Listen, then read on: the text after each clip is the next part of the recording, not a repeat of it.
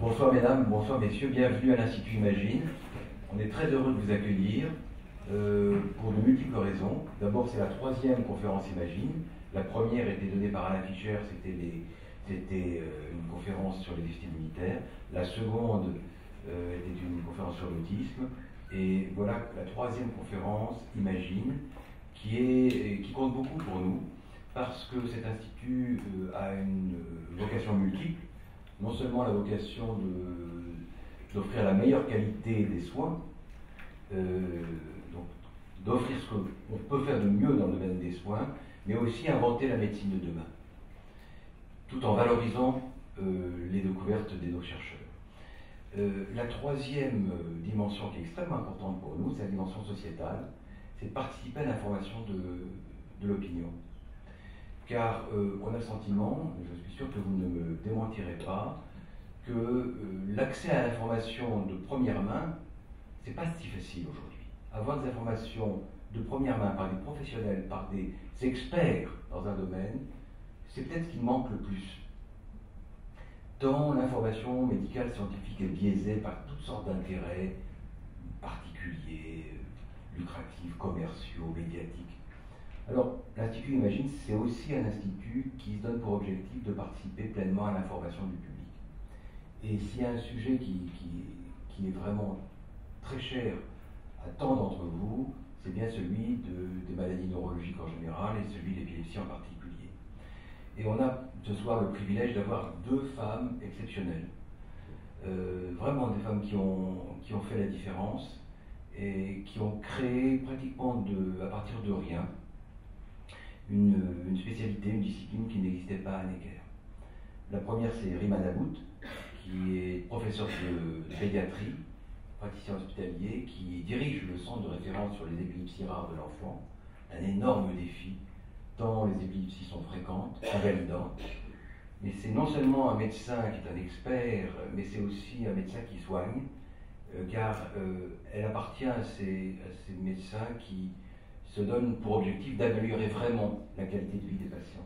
Elle le fait par la recherche, elle participe très activement à la recherche de cet institut, par la découverte de nouveaux gènes, par l'invention de nouveaux médicaments, et elle a un rôle de référence nationale par ce centre de référence sur les épilepsies rares, qui font converger vers elle tous les problèmes insolubles, les problèmes non résolus, arrivent un jour ou l'autre entre les mains de Rima Nabout. Donc on a vraiment ce soir, pour parler de l'épilepsie, des épilepsies, parce que c'est vraiment au pluriel, vraiment une experte en la matière. J'espère que d'autres personnes vont arriver maintenant, parce que j'espère que cet amphi sera plein à la fin de la conférence. La deuxième partie de conférence sera donnée par Nathalie Bodart, qui est une neuroradiologue qui est là aussi un inventeur. Elle invente en même temps qu'elle fait des diagnostics de maladies neurologiques. Elle invente dans la mesure où elle dirige aussi une équipe de recherche de l'Institut. Alors, quand on est chercheur en immunologie, ça se comprend, ou en génétique moléculaire, ça se comprend. Être chercheur en imagerie médicale, ça s'explique. Et c'est de ça qu'elle va vous parler ce soir. Elle va vous expliquer comment elle amène cet outil, qui est celui de la radiologie, de sa composante de diagnostic, très pointue, pour le dépistage des causes des épilepsies, jusqu'à sa dimension de recherche cognitive et un jour de recherche thérapeutique.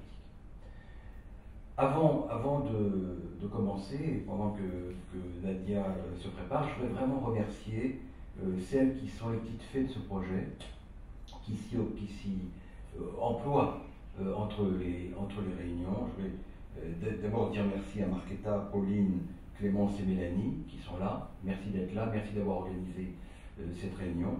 Je voudrais dire merci aussi aux équipes techniques de Jérôme, Flato et de Moussa qui sont très importants pour l'organisation de cette nouvelle conférence Imagine. Puis je voudrais saluer un des membres du conseil d'administration qui est présent, qui est Danuta Peter, qui représente la Fondation Hôpitaux de Paris, Hôpitaux de France, toujours attentive à nos sujets et à nos projets.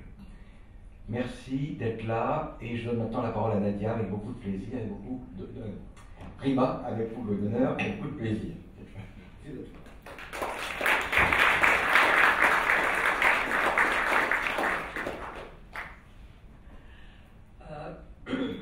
Bonsoir et merci à tous d'être là.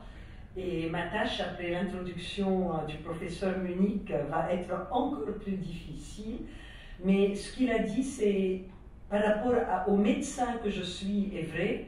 Et vous allez voir que tout le travail que nous faisons à Necker et avec beaucoup de participation de cet institut et de toutes ces plateformes et de tous ces chercheurs, converge vers le soin du malade et une meilleure prise en charge du malade et on espère aussi de l'impact de sa maladie sur sa famille et sur toute notre société, je dirais.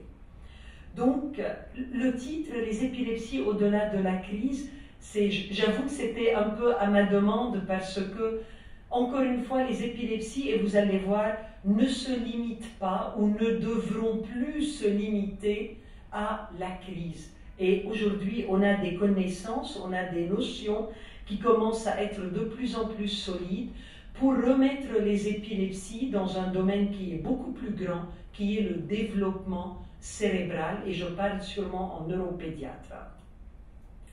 Donc, cette diapositive, elle est un peu fine, mais c'est juste pour vous dire, si vous regardez la ligne bleue vous parle du coup de l'incidence de l'épilepsie par rapport aux âges. Et quand vous regardez en bas, ce sont les âges, vous voyez 10 ans est là. Donc bien avant 10 ans, et on est dans les premières années de vie, voire dans les premiers mois ou les premiers jours, on a le pic le plus important des épilepsies. Donc ça ne vous étonne pas qu'en pédiatrie, ça soit une de nos problématiques majeures. Quelques petits chiffres qui ne sont pas exhaustifs, que j'ai essayé d'arrondir pour vous donner une idée. 500 000 personnes en France. Tout à fait. Vous êtes exactement au moment de ma secousse myoclonique. C'est bon. Donc, 500 000 personnes en France, dont 30%, et là je parle des crises, ne répondront pas au traitement. Et un cas sur deux va débuter dans l'enfance. Donc, encore une fois, un grand problème en pédiatrie. Ça, c'est une autre, je dirais, c'est un autre sous-groupe, et c'est sur celui-là que nous allons beaucoup discuter peut-être ce soir. Ce sont ces épilepsies rares et sévères. On parle de maladies peu fréquentes. Nous n'avons pas des milliers de patients. Même quand on va taper dans tous les centres du monde, nous avons des centaines de patients. Mais ce sont des patients qui sont très importants, et là je prends un peu la casquette de la recherche, parce qu'ils peuvent nous faire comprendre cette problématique du développement, parce que dans ces épilepsies, que l'on appelle d'ailleurs encéphalopathie, maladie du cerveau épileptique, nous avons presque tout le temps, voire tout le temps, des crises très sévères, et nous avons surtout d'autres problématiques du développement cérébral qui sont le retard, les troubles d'acquisition, les troubles du comportement, l'autisme et ce qui constitue un groupe vraiment de patients avec un grand handicap neurologique avec lequel il y a des crises. Et c'est là où je vous disais, on est dans ces maladies au-delà des crises. C'est pour vous montrer que parfois les crises peuvent être très subtiles. Vous allez voir dans 2 secondes ce qui va se passer. Ça fait partie des crises d'épilepsie les plus méchantes au niveau du cerveau. Ça s'appelle les spasmes en flexion. Et jusqu'en 2016, alors qu'on en parle depuis 40 ans, les enfants, on pense qu'ils font des problèmes de colique. On les voit avec 6 mois de retard, ils ne sont pas diagnostiqués. Je le remets juste pour vous le rappeler, ça va être un point important dans tout ce que l'on va discuter, tout ce qui se passe dans ces épilepsies. C'est quoi nos problèmes dans ces épilepsies? Pourquoi on a autant de problèmes? Il faut savoir que aujourd'hui, nous avons très peu de médicaments qui sont adaptés à ce type d'épilepsie. Encore une fois, on est au-delà de la crise. La majorité des médicaments, jusqu'à il y a 10 ans, tous les médicaments étaient développés chez l'adulte, l'enfant étant un petit adulte, on diminue la dose, on la bricole et on la donne aux enfants, alors qu'on n'est pas du tout dans les mêmes problématiques. Les épilepsies chez l'adulte sont différentes, surtout de ces encéphalopathies épileptiques. Deuxième problème, et on est en plein dedans, la génétique a apporté beaucoup à notre compréhension de ces maladies. Je vais vous raconter quelques petites histoires par la suite, parce qu'on a eu une technologie qui a permis d'avancer dans ce domaine. Et qui dit découvrir les gènes, découvrir le mécanisme et espérer un traitement qui est axé sur la cause, sur le mécanisme de la maladie. Et le dernier point, encore une fois, comprendre ces épilepsies sévères, c'est comprendre le fonctionnement du cerveau. Donc vous voyez l'importance des enjeux que nous nous mettons dans ces épilepsies. Juste 2 mots pour vous dire comment ça se passe dans la vie en clinique. On a un enfant, là je vous ai donné l'exemple d'un petit de 7 ans, qui va bien, qui se développe normalement, qui a fait une crise le matin au réveil. Les parents se sont réveillés, ils faisaient... Ils l'ont trouvé dans son lit, il a fait pipi, il n'a pas fait pipi. On lui fait un EEG. Cet enfant, déjà à l'histoire, on a pensé, on avait une idée de ce qu'il avait. À l'EEG, juste pour vous dire, quand les épileptologues disent des pointes, vous les voyez les pointes, ce sont des pointes, elles sont différentes d'ici. Quand il va dormir, ces pointes vont s'exagérer et cet enfant, il va faire des crises assez impressionnantes. Le matin, voilà une crise enregistrée, mais ces crises-là sont des crises bénignes de l'enfant. Donc, la sévérité de la crise, c'est pas à combien l'enfant bouge ou à combien il fait des crises. Vous voyez, elle prend une position avec une hypertonie, elle dévie la tête. Le EG, moi je vois très bien que la crise a déjà démarré, et il y a ces clonies, ces vibrations qui vont commencer. Et à chaque fois qu'il y a une crise, et ça, nous le voyons parce que nous voyons ces enfants avec la vidéo EEG, on a l'impression que l'enfant est en train de partir. Donc la crise en elle-même, encore une fois, ce n'est pas bénin, mais ce n'est pas ça qui souvent donne la gravité, et c'est toute la difficulté. Je vais m'arrêter à ce deuxième type de crise pour vous dire, toc, ça, c'est aussi une crise d'épilepsie. C'est ce qu'on appelle les crises myoclono-atoniques. On fait une secousse et puis on s'effondre. Et pour moi, ces 2 enfants, et c'est là où je voulais arriver, ont des problèmes différents et ont des syndromes différents et vont avoir surtout un suivi, un pronostic et un traitement différent. Donc, le diagnostic de ce qu'a un enfant avec une épilepsie est une étape majeure pour essayer d'avancer. Là, je vous ai mis presque tous les syndromes épileptiques connus. Mis comme ça, c'est très artistique, mais mis comme ça ne nous avance pas beaucoup.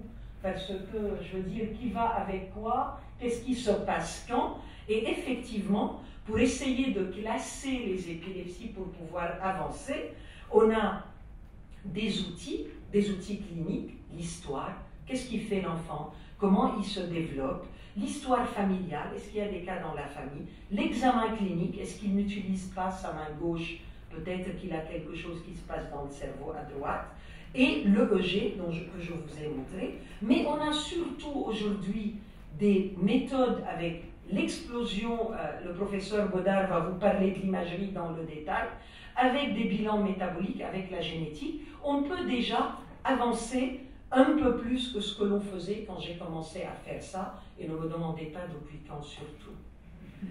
Et du coup, les épilepsies, ça c'est déjà une présentation qui a un peu plus de sens. Si vous regardez, ce sont des axes où il y a l'âge à partir du centre qui est 0. Donc déjà, on a des choses qui sont en fonction de l'âge. La maturation, le développement, problème majeur. On a des choses qui sont idiopathiques, on ne les appelle plus comme ça, mais retenez que idiopathique, ça veut dire on n'a pas trouvé de cause. Il n'y a pas de lésion, il n'y a pas un trauma, il n'y a pas un saignement, il n'y a rien qui a causé. Et il y a quand on a probablement des causes. Et le troisième axe, c'est focal ou généralisé. Ça veut dire tout part d'un endroit du cerveau, d'un point, de 2 points, ou bien tout part d'un peu partout où ça passe rapidement partout. Donc déjà, un schéma comme ça, on ne va pas rentrer dans les détails, il peut déjà nous aider à savoir où on se situe et mettre les enfants qui ont la même chose ensemble. Je vous ai dit que je ne vais pas détailler l'imagerie, mais si on parle d'épilepsie, le professeur Godard va me permettre de mettre 3 dias. Donc, on a un enfant qui fait des crises, exactement du même type. Tout le temps, on appelle ça dans notre jargon des crises stéréotypées. Il faut toujours se dire, ça doit partir du coup du même endroit. Quand je bouge ma main droite, ça part du niveau de mouvement du cerveau gauche.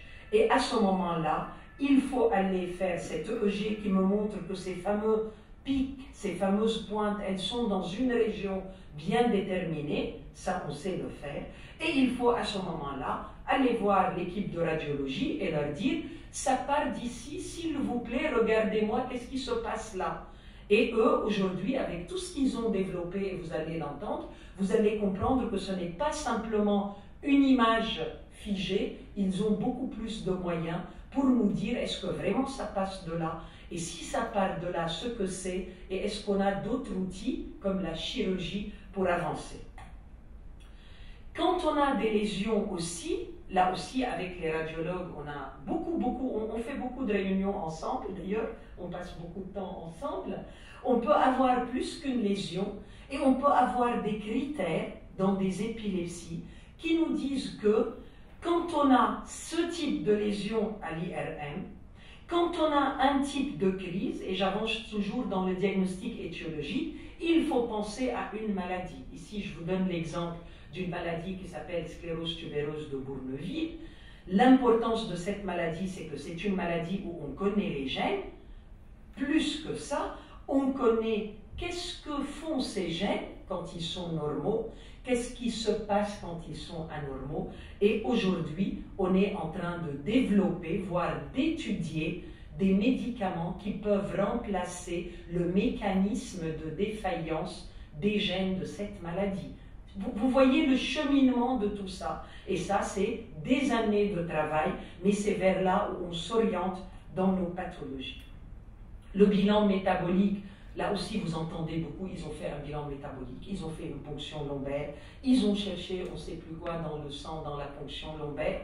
Ce que l'on cherche, je vous donne un exemple d'une maladie où le cerveau, il a une barrière entre le sang et le cerveau. Le sucre, le glucose, qui est un peu le carburant de notre cerveau, n'arrive pas à passer parce que la protéine qui est là, qui a un gène responsable, ne fonctionne pas et du coup, il y a peu de sucre dans le cerveau, très schématiquement, et le cerveau n'arrive pas à fonctionner et il peut donner des crises et d'autres problèmes. On a pu, dans cette maladie, les médicaments ne sont pas efficaces, au moins sur les crises, et la seule chose qui est efficace, c'est ce qu'on appelle le régime cétogène. J'ai essayé de vous montrer ici, juste si vous regardez là, c'est ce qu'on prend, le bleu étant le gras, c'est ce qu'on prend normalement dans notre alimentation comme gras. Quand on fait le régime cétogène, tout ça devient du gras. Adieu les pains au chocolat, adieu les pâtes, adieu le riz, adieu les pizzas, et on mange des choses très particulières, mais c'est le seul traitement. Donc on a l'étiologie dans ce cas-là, on peut donner un traitement qui est orienté et qui est à mesure. Et j'arrive à la génétique, c'est ce que beaucoup de familles connaissent. L'enfant vient, on prélève l'enfant et les parents, on demande s'il y a d'autres patients dans la famille. Il y a quelques années, on arrivait à identifier les gènes qu'en ayant des grandes familles. Je ne vais pas rentrer dans le détail de la génétique dans cet institut et devant les experts, mais il faut savoir qu'il fallait beaucoup de personnes atteintes, beaucoup de personnes non atteintes et plusieurs générations pour arriver à comprendre la cause génétique d'une maladie. Aujourd'hui, et grâce aux avancées de la génétique, on est passé à ces études avec les grandes familles, à, dans un premier temps, étudier s'il y a des petits bouts perdus au niveau desquels il y a des gènes importants, c'est ce qu'on appelle les délétions, et arriver à des méthodologies où on peut connaître chez parfois un patient, en ayant le patient et les deux parents, ce qu'il a comme anomalie génétique qui a causé sa pathologie. Et c'est une avancée majeure et on peut discuter de ça pendant les questions. Juste pour vous dire que dans ces encéphalopathies épileptiques, chaque cercle présente un gène. Il y a des gènes que pas mal d'entre vous connaissent, d'autres que vous ne connaissez pas.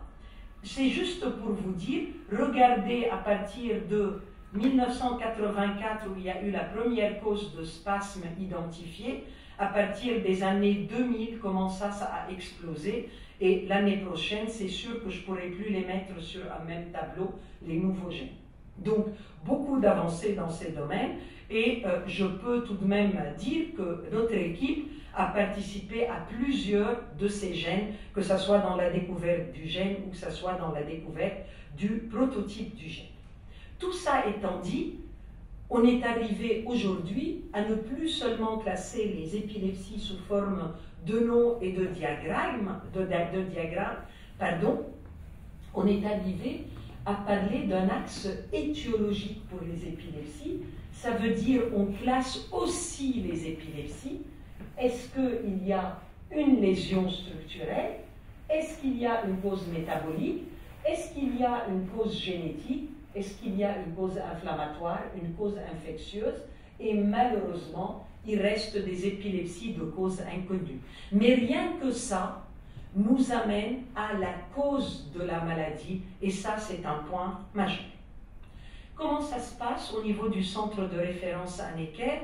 C'était juste un diagramme pour vous dire, ici, ce sont les patients de la région parisienne, ça, ce sont les patients Île-de-France large, et plus que la moitié de nos patients viennent soit de la France, soit au niveau national, de pays avoisinants, parfois de pays plus loin. Nous sommes un peu à saturation, on ne peut plus augmenter beaucoup plus que ça avec les moyens que nous avons. Et le point majeur de la prise en charge des patients au niveau du centre de référence et dans la proximité et des soins et de la recherche à Necker, c'est un parcours intégré du patient. Je sais que cette diapositive, elle est bien chère au professeur Munich, et c'est ce qu'il venait un peu de dire dans son introduction. Ça veut dire chaque patient est un moteur et il entre dans un programme de recherche. Et c'est ce qui fait que l'on peut améliorer nos parcours de soins. Donc les parcours de soins, c'est ce qui se fait classiquement, ça veut dire apporter un diagnostic en utilisant les différentes plateformes, l'électrophysiologie, les EEG, l'imagerie et la neuropsychologie, les tests qui rendent l'état cognitif des enfants. Les apports en thérapeutique, c'est bien sûr les médicaments, mais nous sommes un des centres leaders, je dirais pas seulement au niveau national, mais aussi plus au niveau international, de nouveaux essais thérapeutiques dans ces pathologies rares. Et nous avons établi des protocoles pour le régime cétogène, pour d'autres thérapeutiques non médicamenteuses, qui sont le stimulateur du nerf vague, la chirurgie de l'épilepsie. Et tous ces gens cités en petit ici, ils participent beaucoup, et c'est à cause de tout ce que nous faisons ensemble que l'on arrive à avancer dans le diagnostic. Un point important, parce que nous sommes justement à Imagine, et c'est le gros de travail que nous faisons en partie avec les équipes d'Imagine, c'est l'intégration de ce bilan génétique dans le cadre du diagnostic et de la recherche. Ça veut dire, soit on a un enfant, on le prélève, comme je vous ai dit, on a l'ADN. Nous avons développé, grâce à l'équipe du professeur Bonnefond et Julia Elena Barcha, qui est responsable, le docteur Barcha, de ce travail, un test unique qui nous permet de diagnostiquer 150 gènes impliqués dans les épilepsies. Donc le patient, il va passer par ce test diagnostique. Soit on retrouve l'anomalie, et à ce moment-là, ces données, ce qu'on a vu chez lui, son EEG, son imagerie, vont être utilisées pour la communauté internationale pour mieux comprendre ce que peut donner ce gène qui parfois peut être décrit chez un, deux ou trois patients. Et le point qui est plus important, c'est que quand nous ne retrouvons pas d'anomalie, c'est là où ce patient intègre le programme de recherche à la découverte de nouveaux gènes qui seront par la suite aussi communiqués à la communauté internationale. Donc, dans ce parcours intégré dont je vous ai parlé, je vais vous raconter une petite histoire, voire deux, très courte, pour vous dire comment ça se passe dans la vraie vie, ce parcours intégré. Cette petite fille a présenté des 3 jours de vie. Je vous disais que ce n'est pas très important combien on bouge pour que ça soit sévère. Des crises subtiles que l'on voit à peine. On voit au niveau de la commissure labiale, on voit au niveau de la main qu'il y a des petites secousses, mais au niveau de l'EEG, elle n'arrête pas de faire des crises. Et ce tableau a été décrit en 1995 par notre équipe, avec Olivier Dulac, qui n'est pas parmi nous ce soir. Ce sont les crises partielles migrantes. Ce sont des enfants qui, avant l'âge de 6 mois, présentent des crises qui s'allument comme des foyers épileptiques qui s'allument partout dans le cerveau et qui ne s'arrêtent qu'après 1 an, parfois 2 ans, parfois 3 ans, avec les enfants qui ne font pas beaucoup d'acquisitions cognitives, qui n'arrivent pas à se développer comme les enfants de leur âge. Donc, décrite en 1995, nous avons eu l'occasion, et ça c'est aussi un travail qui a été fait avec l'équipe d'ici, Laurence Collot et Julia Barcha, on avait mis l'hypothèse avec ce qu'on a aujourd'hui comme technologie, que si les enfants présentent la même chose, on va les mettre ensemble et on va essayer de trouver la cause commune qu'ils avaient pour développer cette maladie. Donc on a pris 3 enfants qui avaient cette pathologie, on a cherché avec les méthodes de génétique actuelles et on est tombé sur un gène qui était le gène causal et qui par la suite a été démontré être le gène en cause dans cette maladie. Partout dans le monde, ça a permis aux médecins, aux chercheurs de connaître mieux cette maladie et il est présent chez plus que 60% des patients qui ont cette maladie. Donc, on a pu avancer d'un pas. C'était en 2012-2013. Les études ont continué avec une collaboration internationale avec une équipe de Yale aux États-Unis. Et l'équipe de Yale, elle a trouvé chez ces patients, en plus de la possibilité d'avoir des crises à cause de cette anomalie dans ce gène, qui en effet est un canal qui laisse passer des ions potassium, pour le détail, on ferme la parenthèse. Quand ce gène, il est anormal, il y a aussi un problème avec les protéines du développement cérébral et ça peut aussi donner ou expliquer mieux les problématiques que l'on rencontre chez ces enfants au niveau du développement cérébral. Donc, ce que je voulais vous dire dans ce cadre-là, qu'aujourd'hui, avec cette découverte, on est en train de réviser notre concept de c'est juste la crise qui donne le tout. On était un peu dans le top de l'iceberg. En effet, ce sont ces pathologies génétiques, en découvrant le gène, qui donnent bien sûr les crises. Les crises, bien sûr, vont altérer en partie le développement, mais il faut aller dans nos pensées de traitement, dans nos avancées de traitement, à aller vraiment à la source du problème. Et c'est ce qui aujourd'hui est en train de changer complètement le concept, que ce soit de l'industrie pharmaceutique, mais de la recherche dans ce domaine. Et c'est un point majeur. Là aussi, vous pouvez me poser des questions là-dessus. Donc l'histoire était celle-là. C'était pour vous montrer comment les choses avancent. Je suis à l'arrière du plan, donc je n'ai pas mis ma photo, je suis là. Et vous voyez, il y a beaucoup de messieurs, alors que je vois beaucoup de dames ici, mais bon. Et du coup, Olivier Dulac en 1995, un grand monsieur de la génétique française qui n'est plus avec nous et qui m'a tout expliqué parce que c'était un de mes mentors de thèse, Josué Feingold, une grande pensée pour Josué et sa famille, qui nous a aidé à collecter des épilepsies familiales. C'était avec Généton dans le temps. Le temps est passé, on a un peu persisté, on voyait beaucoup de malades, on travaillait beaucoup en clinique, donc on n'avait pas beaucoup de moyens d'avancer. Et voilà, un monsieur souriant là-haut est arrivé avec Laurence qui n'est pas là, mais il y a des personnes de son équipe, Laurence Collot, directeur de recherche. Julia, je n'ai pas mis sa photo, mais elle est avec nous. Et on a travaillé sur cette pathologie, 95-2012.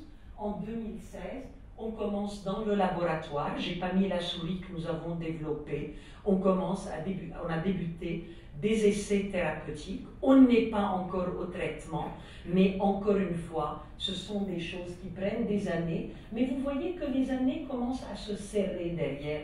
Et c'est ça les avancées que nous avons avec des équipes, avec ce que vous voyez par exemple à Imagine.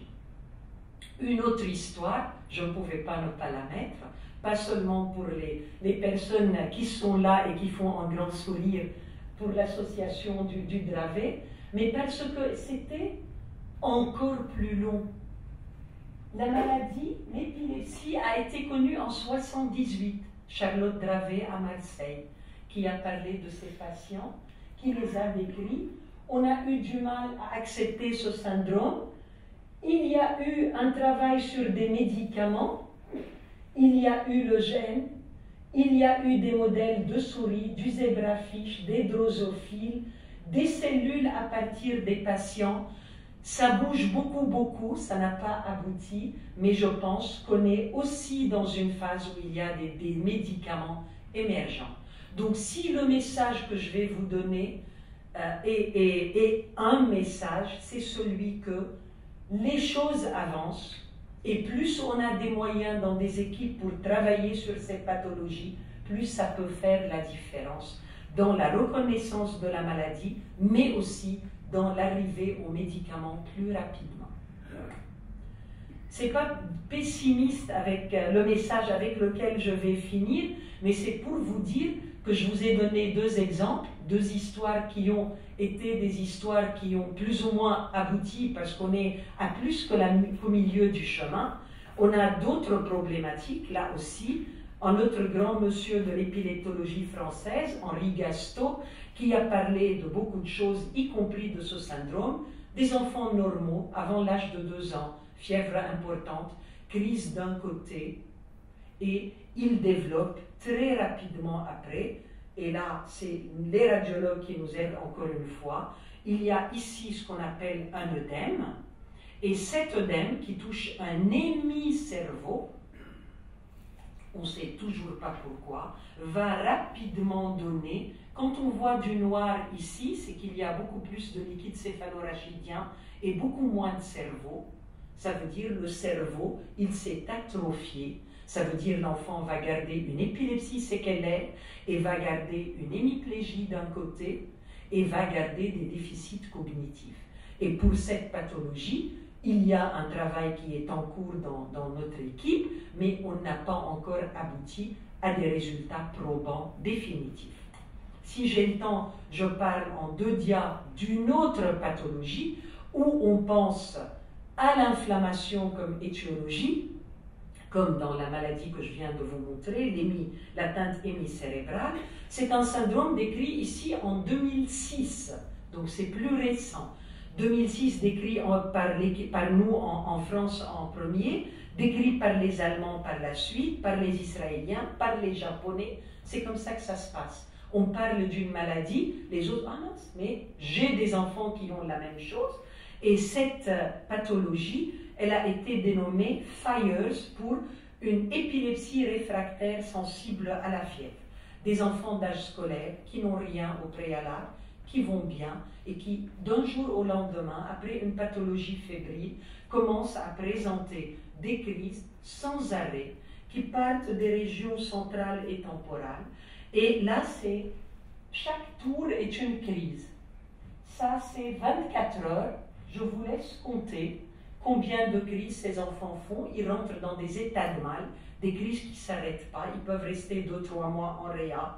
Et ce qui est, même quand les crises se calment par la suite, ce qui se passe, ces crises, ce syndrome génère des lésions.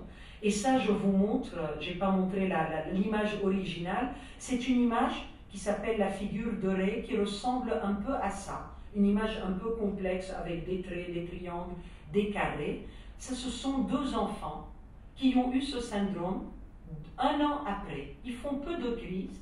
On leur a demandé de copier l'image. C'est assez acceptable.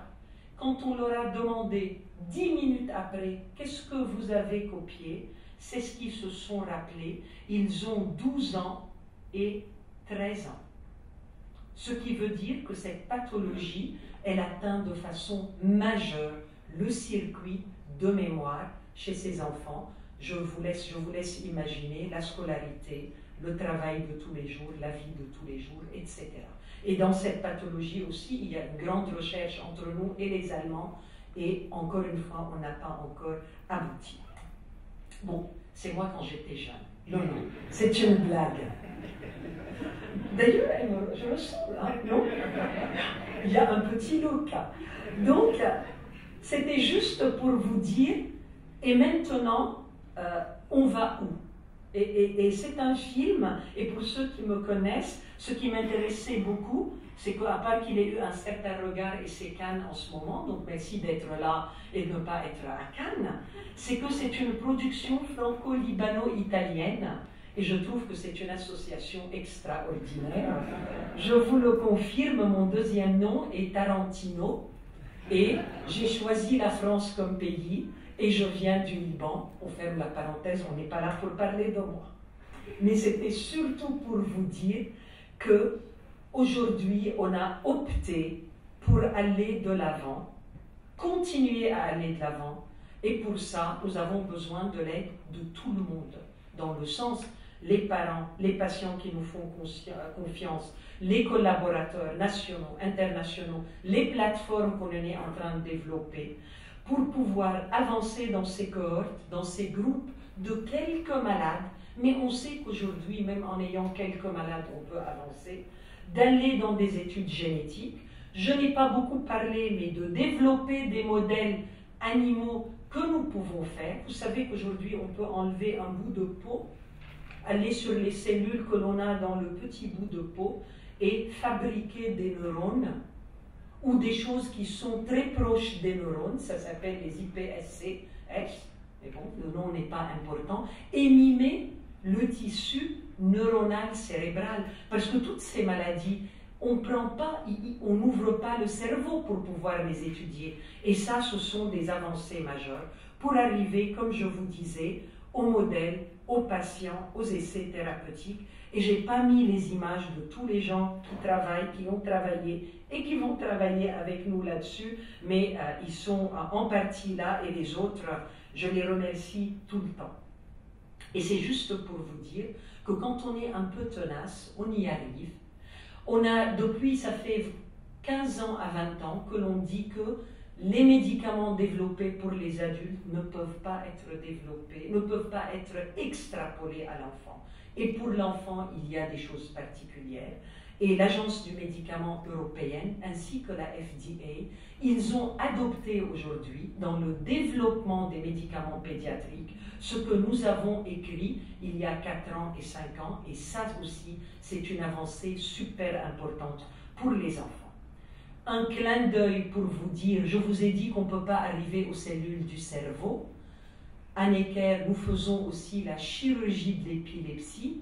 Ça veut dire, et ça, le professeur Godard va aller plus loin en vous décrivant qu'est-ce que nous avons développé pour faire ça, identifier une région malade, aller étudier cette région, enlever le tissu malade pour guérir le patient, mais ne pas oublier que ce tissu en lui-même est une source extraordinaire pour étudier de la même façon la génétique, les pointes, tester des médicaments. Et ce travail est fait avec l'équipe de neuroradio, l'équipe d'électrophie, l'équipe de neurochirurgie, et c'est un travail qui avance.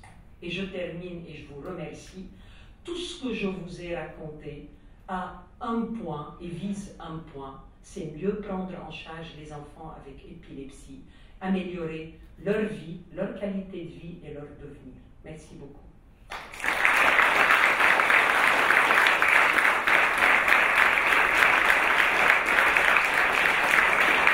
Là, j'ai pensé que je suis à Cannes. J'aurais dû mettre mon mal en bas.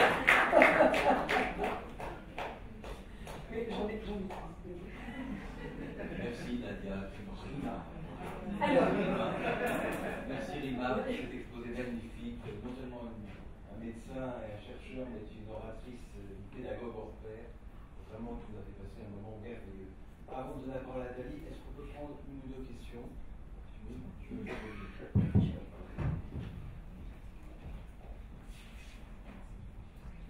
Merci Madame Laloute. Vous avez beaucoup évoqué les mutations sur un gène.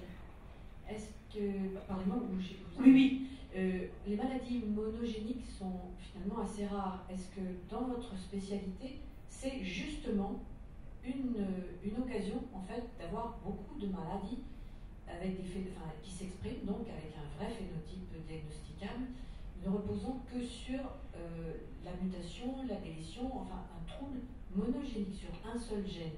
Parce que ce que vous nous avez expliqué, c'est qu'on ne voit pas beaucoup de maladies avec plusieurs gènes. Il suffit donc dans le cerveau d'un petit pet quelque part pour avoir une grosse catastrophe. Enfin, en principe, oui, mais la question, elle est très intéressante. Et c'est une des voies aujourd'hui de recherche. Ça veut dire, les maladies monogéniques sont, je ne dis pas les plus simples, mais les plus accessibles, surtout quand on a peu de patients. Parce qu'on peut avoir dans des pathologies ce qu'on appelle les gènes modificateurs. Ça veut dire, qu'est-ce qui explique dans un exemple basique, dans une famille où il y a les parents qui ont le même gène, l'enfant qui a le même gène et qui a une forme différente, une des explications, c'est pas tout le temps ça, peut être des gènes en plus, ce qu'on appelle en génétique, et sous le contrôle des grands généticiens qui sont dans cette salle, un double hit, ça veut dire deux coups. Il y a eu un problème majeur qui a été aidé ou renforcé ou parfois diminué par un autre gène. Le problème du cerveau, c'est qu'on sait que le développement cérébral se fait déjà en anténatal. Donc quand on a même un gène, ce que vous dites, il suffit qu'il y ait un gène malade pour qu'il y ait tout ça, parce que ce gène, en lui-même, quand il est malade, il va complètement déréguler plusieurs mécanismes et plusieurs niveaux. Ce n'est pas, vous voyez, on enlève l'ongle, il y a des cascades qui sont entremêlées, on n'est pas rentré dans ces détails-là. Donc, un gène peut donner une maladie, ça c'est sûr, qui est grave. Mais le deuxième point, dans les maladies plus communes, quand on a beaucoup de patients, on peut aller étudier des gènes modificateurs. Est-ce que chez tous les patients qui ont une forme sévère, il y a un autre petit quelque chose qui pointe tout le temps, ou beaucoup de fois? Dans les maladies rares, bien sûr, avec les avancées, on va peut-être y arriver, mais c'est un peu plus complexe parce qu'on n'a pas cette masse pour pouvoir comparer. Et dans les épilepsies, dans le temps, il y a eu pas mal d'études dans les épilepsies bénignes pour essayer de trouver s'il y a plusieurs gènes impliqués, et ça n'a pas beaucoup abouti. Est-ce que c'était par échec de moyens? Est-ce que c'était... Voilà. Pardonnez-moi, j'insiste un peu. Je vous en ça prie. n'était... Alors, du coup, toutes les mutations que vous avez, qui sont actuellement, que vous avez colligées, sont donc des mutations impliquées dans la morphogénèse cérébrale. Donc, ils sont allumés pendant la croissance fœtale, parce que les gènes ont un tempo d'activité. Oui, mais ils n'ont pas tous le même tempo. Mais ça veut dire que quand vous semblez... Ça dépend. Dans le cadre des épilepsies, ça dépend. Forcément, ils auraient commencé à dérailler pendant le développement Pas fœtal. forcément, parce que là aussi, on a des gènes qui ont des temps d'expression différents. On a des gènes qui s'expriment en anténatal, des gènes qui s'expriment en postnatal, et puis on a souvent des shifts dans la même famille de gènes entre des choses qui peuvent, parce qu'ils s'expriment au début avec le gène malade, qui peuvent protéger jusqu'au jour J, et quand les gènes qui protègent ne sont plus exprimés avec l'âge, la problématique apparaît. Donc il y a beaucoup de cas de figure. On peut rentrer dans les détails, mais c'est vraiment, et moi j'aime bien, vous voyez, j'aime bien faire des schémas, je ne l'ai pas abordé, mais tous les cas de figure sont possibles dans ces cas. Mais traiter en post-natal, si c'est ça votre question, est possible même si ces gènes ont débuté une expression avant. Au moins, il faut l'essayer.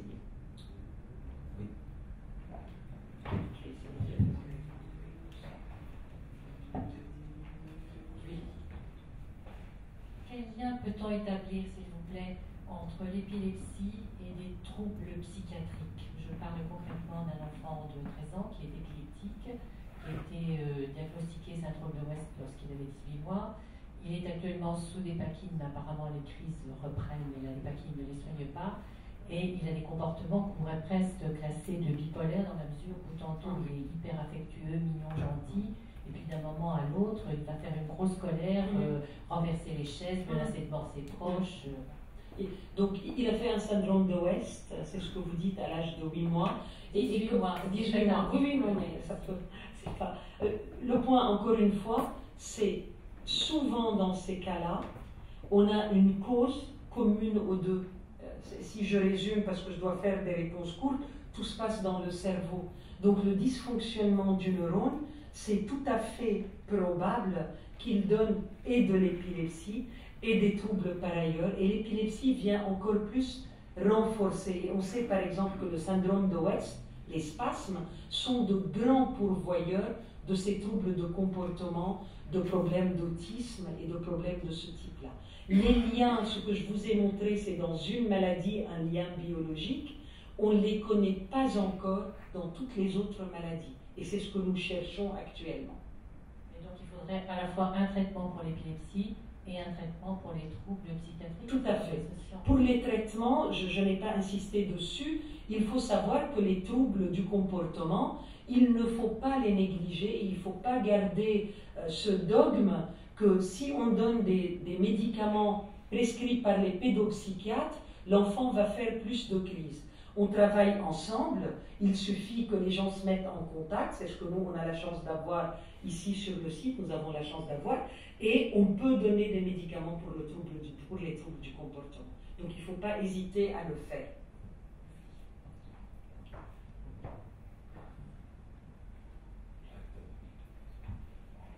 Bonsoir. Je voudrais savoir à partir de combien de traitements on peut parler d'épilepsie pharmacorésistante. Et dans ce cas-là, est-ce qu'il y a des alternatives? Alors,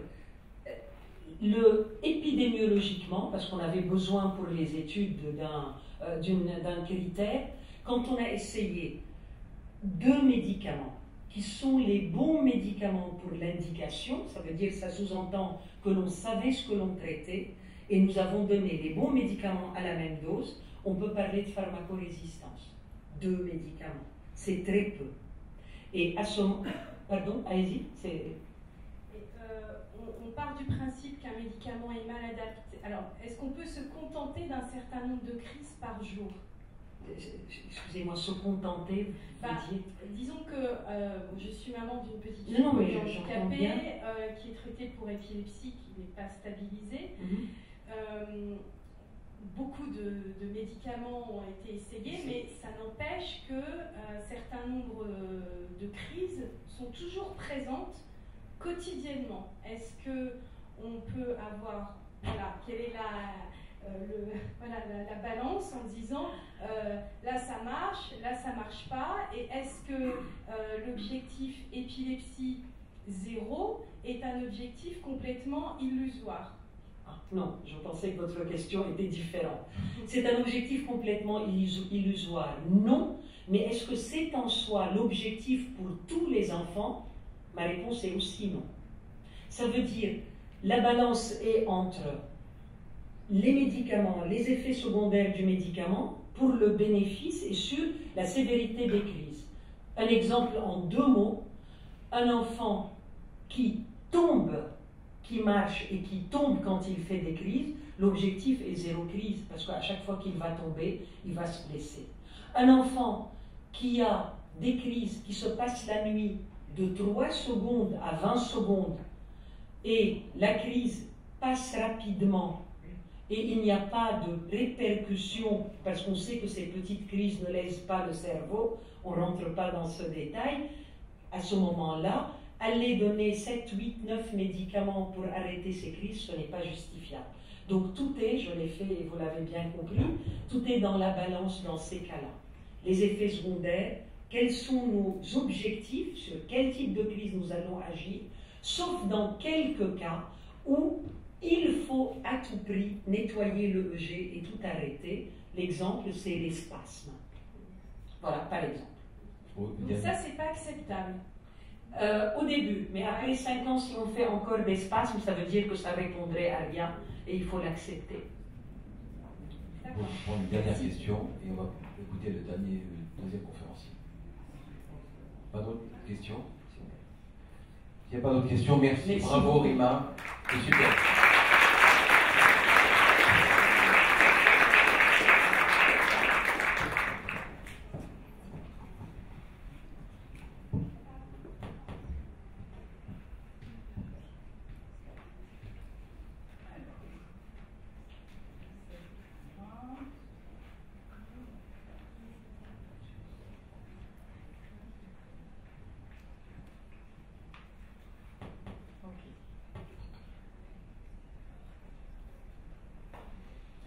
Bonjour à tous et merci beaucoup d'être venus. C'est quand même très difficile de passer derrière Rima, qui est mon amie, que j'aime beaucoup et je sais pourquoi je l'aime, parce que quand même elle est formidable sur plein de points. Bon, alors je vais commencer, donc moi je vais vous parler de l'imagerie. Évidemment l'imagerie c'est très important, c'est pas pour nous mettre en valeur, mais dans l'épilepsie, pour le coup, on est très utile. Évidemment, on travaille en équipe, donc voici toute mon équipe, que je remercie d'ailleurs d'être venu un peu me soutenir. L'imagerie, ça sert à quoi? En fait, ça sert d'abord au diagnostic. On a des fois la chance d'avoir un diagnostic directement à la sortie de l'IRM.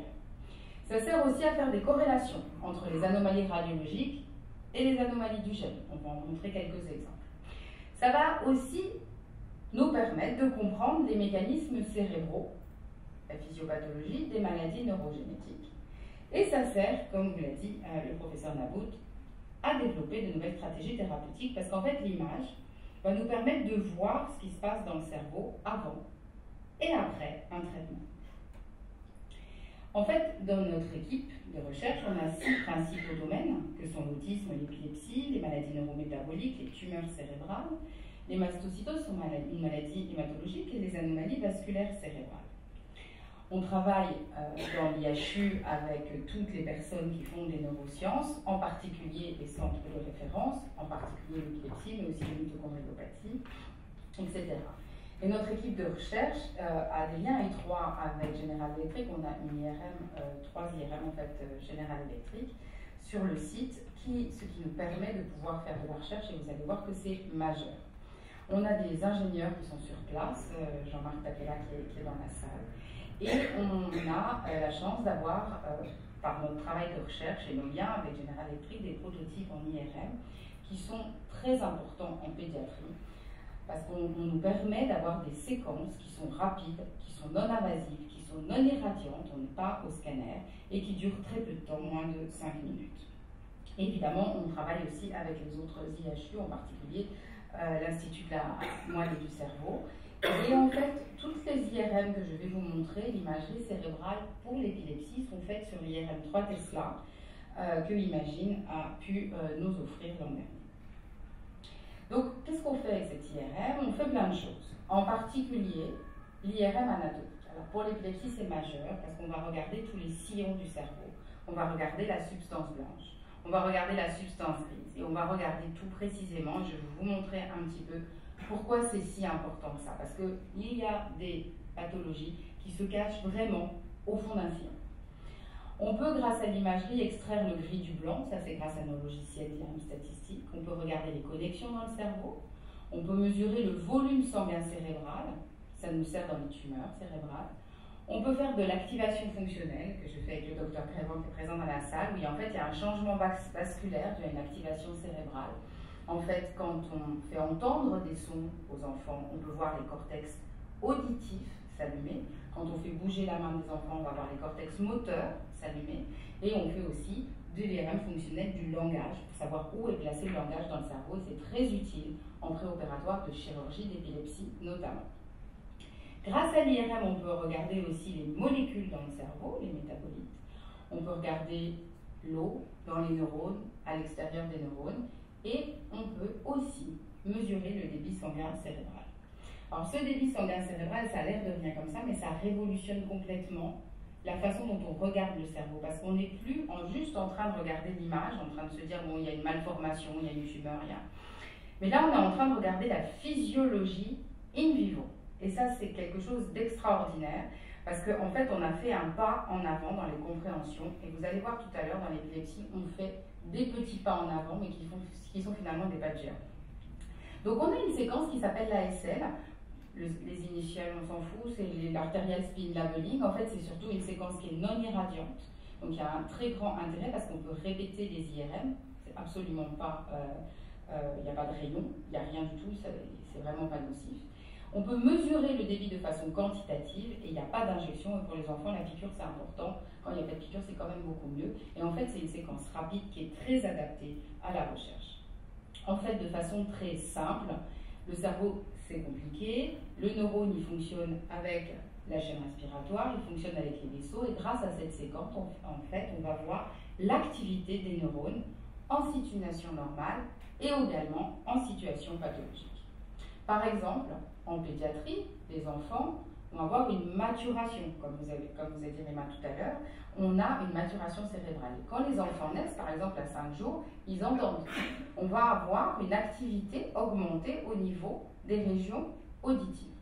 Et puis, par exemple, cet enfant a 1 mois, il va commencer à bouger les mains et les pieds. On va avoir une activation, un hyperdébit au niveau des régions de la motricité.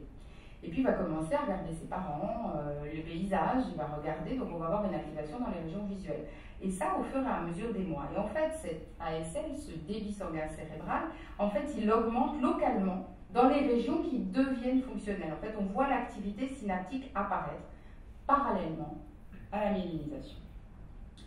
Donc, comme je vous disais, on travaille sur pas mal de maladies, de pathologies. Et on a travaillé depuis 20 ans maintenant sur l'autisme. Alors, je ne vais pas vous raconter les résultats sur l'autisme, on n'est pas là pour ça, mais c'est pour vous dire qu'en fait, on a une expérience et on a acquis des méthodes et des techniques d'imagerie pour comprendre le cerveau.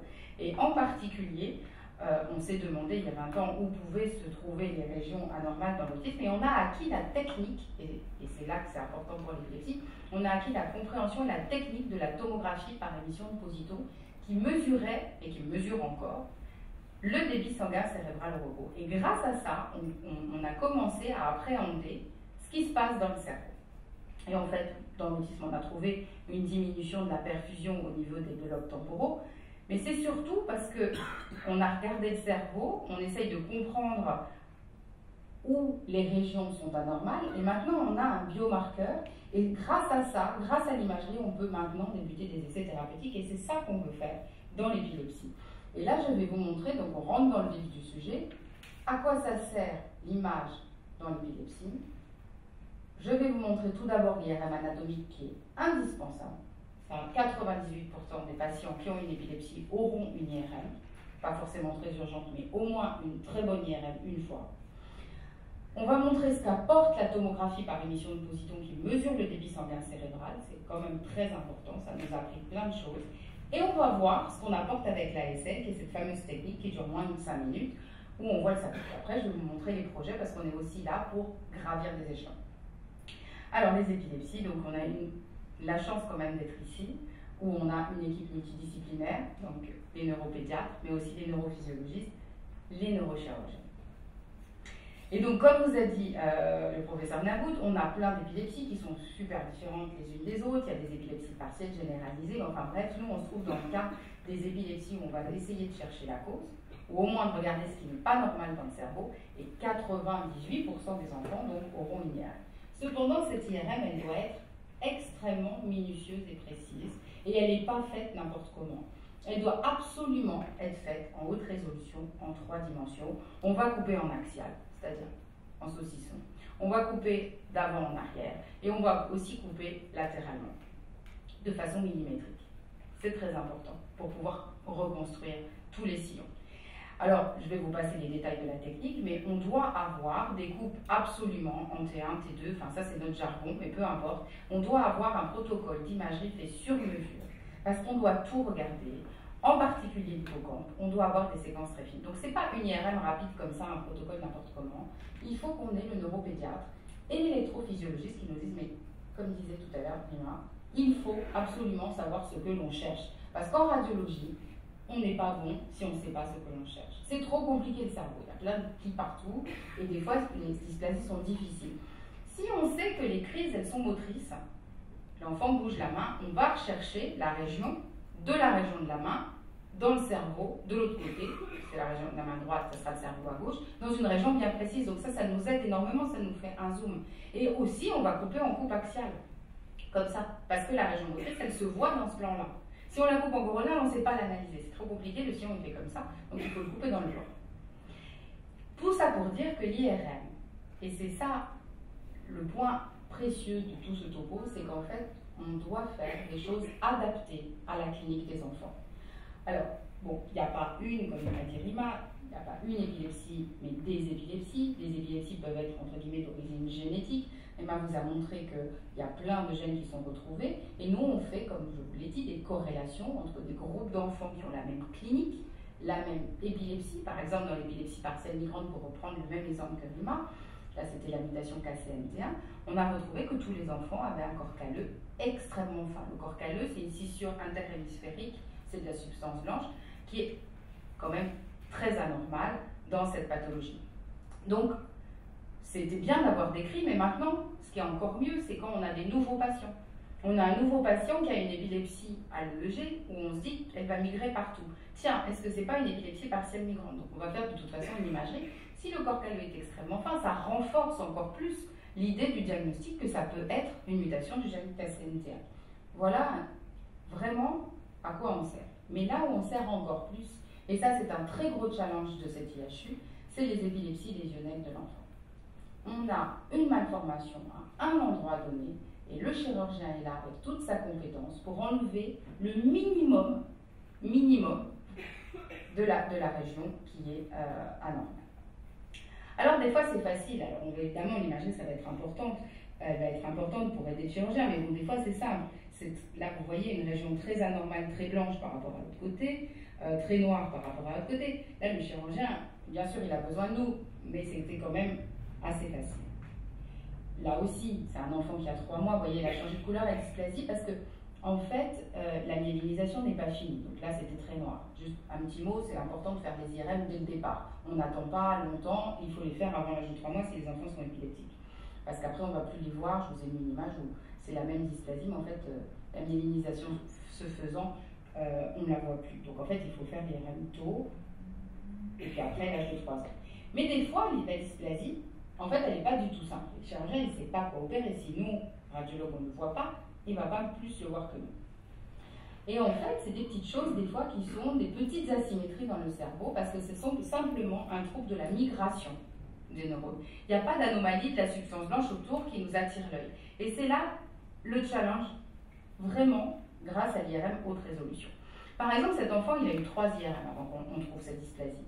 Mais devant l'insistance des neuropédiatres, devant l'EEG, qui était vraiment très anormal dans la région frontale gauche, vraiment, on nous dit, mais cherchez bien parce qu'il doit y avoir quelque chose. C'est toujours les mêmes crises cliniques, c'est toujours le même EEG, il doit y avoir quelque chose. Bon, à force d'avoir cherché et d'avoir aussi les moyens de le chercher, on avait cette petite image ici, une toute petite image dans le cerveau qui était la dysplasie corticale focale, qui est ce petit trait-là, qui était fortement épileptogène dans le cerveau. Et je vous assure que c'est pas facile. Et si jamais on n'avait pas eu nos neuropédiatres et des électrophysiologistes, on l'aurait pas trouvé. Donc en fait, l'imagerie anatomique dans l'épilepsie, elle est hyper importante. Il y a au moins 40% des IRM dans les dysplasies corticales qui sont dites normales. En fait, il ne faut pas un protocole n'importe comment, il faut un protocole sur mesure, et nous on est 2e ou 3e avis, donc on a appris aussi à lire les IRM. Il faut une seniorisation vraiment importante et vraiment une expérience pour lire les IRM du cerveau. C'est une surspécialisation de la neuroradiopédiatrie et une lecture rigoureuse avec la clinicienne, les cliniciens et l'EEG.